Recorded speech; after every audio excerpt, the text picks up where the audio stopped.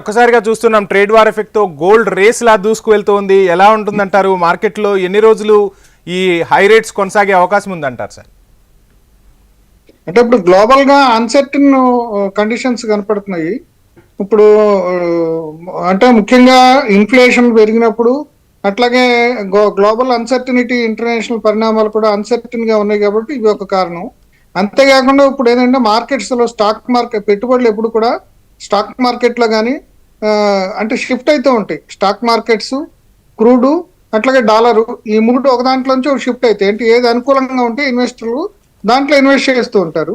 అంటే ప్రస్తుతం మొత్తం స్టాక్ మార్కెట్స్ కు సంబంధించి ఒక డిస్రప్షన్, అంటే ఈయన ట్రేడ్ వార్ ప్రకటించడం కానీ, ఇప్పుడు టారిఫ్స్ అన్ని దేశాల మీద టారిఫ్స్ ప్రకటిస్తారని చెప్పేసి ట్రంప్ చెప్పడంతో కూడా ఇప్పుడు గ్లోబల్ గా ఒక అనిశ్చిత పరిస్థితి ఏర్పడింది. అంటే కంపెనీస్ సంబంధించిన వ్యాపారాలు, అంటే ఫ్యూచర్ లో ఏ గోల్ తీసుకుంటే, అట్లాగే ట్రేడ్, ఇంటర్నేషనల్ ట్రేడ్ కూడా ఇప్పుడు చైనా మీద 10% టారిఫ్స్ అన్నాడు. ఇప్పుడు వాళ్ళు WTOకి వెళ్ళారు.